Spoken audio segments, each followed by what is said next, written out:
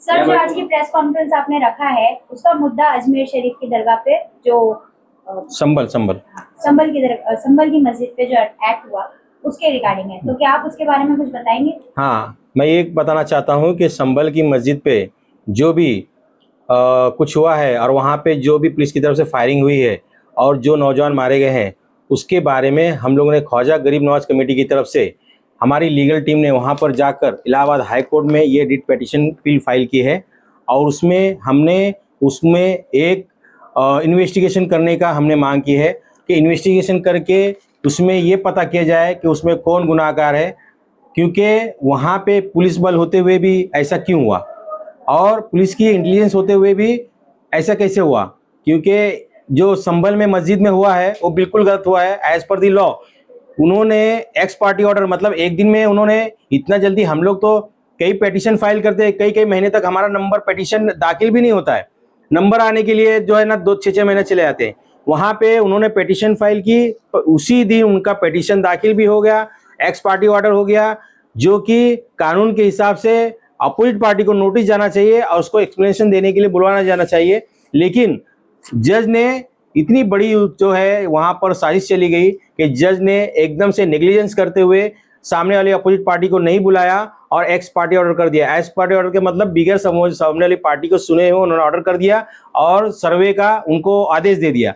सर्वे का आदेश देने के लिए जब पहले दिन वहाँ पर पुलिस टीम गई तो वहाँ पे बराबर से उन्होंने बहाना किया कि हमको बराबर से सर्वे करने मिला नहीं, इसीलिए उन्होंने दूसरे दिन फिर गए। वहाँ पे धीरे धीरे पब्लिक जमने लगी। पब्लिक जमने के बाद में अब वहाँ पे क्या हुआ कि पुलिस ने जो है फायरिंग शुरू कर दी। अब वहाँ पे पत्थर मारे गए नहीं मारे गए वो इन्वेस्टिगेशन का विषय है, लेकिन हमने ये मांग की है क्योंकि पुलिस जो है डायरेक्ट फायरिंग नहीं कर सकती है, उसको आंसू गैस के गोले छोड़ सकती है, जो वाटर टैंक मार सकती है, उसके बाद में अगर वहाँ पे लाठी चार्ज कर सकती है, लेकिन गोली चलाने का आदेश कैसे दिया गया, क्यों दिया गया?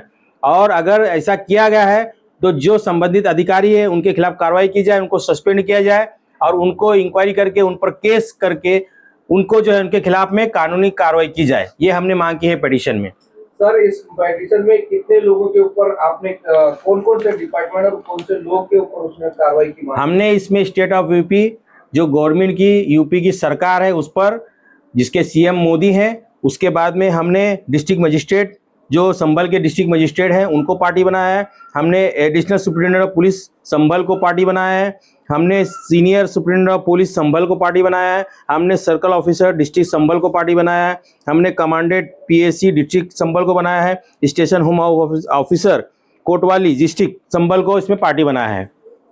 तो क्या लगता है किस तरह से कार्रवाई की मांग आपकी कमेटी की तरफ से की जाएगी? हमारी कार्रवाई की मांग इस तरह से की गई कि हमने एक पीआईएल दाखिल किया है इलाहाबाद हाई कोर्ट में, उसके थ्रू से हमने हाई कोर्ट से मांग की है कि इसमें थ्रूली जो है डीप इन्वेस्टिगेशन किया जाए और गुनाहगारों को सजा दी जाए।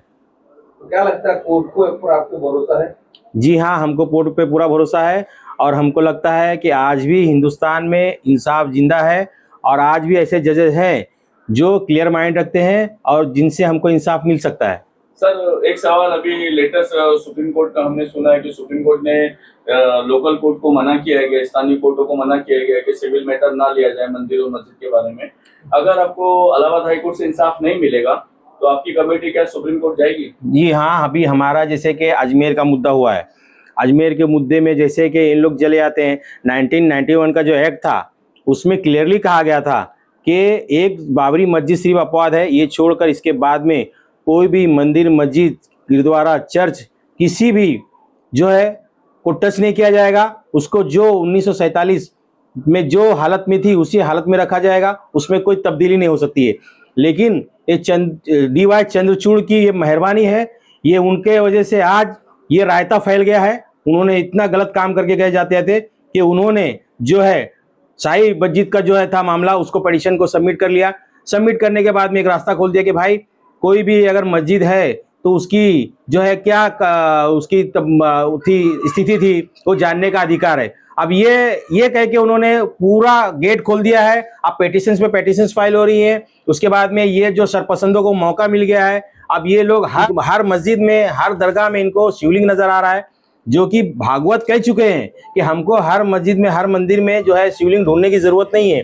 फिर भी ये चुनावी मुद्दा इसको बनाकर मुसल जो हिंदुओं के जो माइंड को डाइवर्ट करके उनको वोट पोलराइज करके सिर्फ ये चुनावी मुद्दा बनाकर ये सिर्फ हुकूमत चाहते हैं, इनको कुर्सी चाहिए। सर मेरा आपसे सवाल है, आपने बोला है कि चुनावी मुद्दा है, मगर अभी जो उत्तर प्रदेश में चुनाव नहीं है, फिर भी उत्तर प्रदेश में ऐसी मस्जिद और मंदिर वाली घटनाएं क्यों करी जाती? इसलिए करी गई हैं कि आपने देखा होगा कि जो उत्तर प्रदेश में चुनाव थे, जो बाई इलेक्शंस हुए, उसमें पुलिस ऑफिसर बाकायदा पुस्टल दिखा के मुसलमानों को वोट डालने से रोक रहा है। अच्छा, हाँ, तो उस चीज को दबाने के लिए, क्योंकि अगर उसकी इंक्वायरी होगी तो यूपी की जो योगी सरकार खतरे में पड़ जाएगी और वो चुनाव रद्द हो सकते हैं। तो वो अपनी गलती छुपाने के लिए उन्होंने हिंदुओं का माइंड डाइवर्ट करने के लिए और देश का माइंड डाइवर्ट करने के लिए उन्होंने ये घटना को जानबूझकर साजिश के तहत अंजाम दिया है। तो आपको लगता है क्या ये हिंदू मुस्लिम मुद्दा नहीं, ये चुनावी मुद्दा है? बिल्कुल, ये जो है ये हिंदुओं को बेवकूफ बना रहे हैं और बिल्कुल भी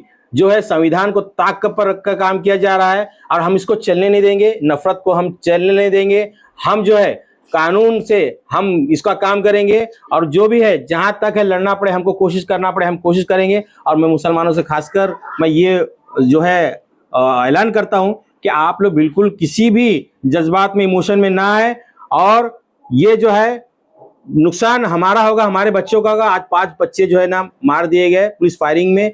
आज उनके माँ का, किसी का भाई था, किसी का बेटा था। आज उनके हाल से पूछो। किसी के भड़कावे में, किसी भी चुनावी मुद्दे के भड़काने में, किसी भी लीडर के भड़काने में आप इमोशन में ना आए। इसलिए मैं ऐलान करता हूं कि आप लोग जो है बहुत ही सब्र से काम लें। हम लोग लगे हुए हैं, हम लोग लड़ रहे हैं। यहाँ से लेके सुप्रीम कोर्ट, हाई कोर्ट तक हम लोग जाएंगे और हम लोग कानूनी कार्रवाई करेंगे। और नीतीश राणे जैसे बोल रहे थे कि हम हिंदू राष्ट्र उनको हिम्मत है, तो आज अभी के अभी वो हिंदू राष्ट्र बना के दिखावे। उनमें हिम्मत नहीं है कि बाबा साहब अम्बेडकर के जो है कॉन्स्टिट्यूशन को वो हाथ लगा सकते हैं। सर इंडिया स्टार न्यूज, हर खबर सच के साथ।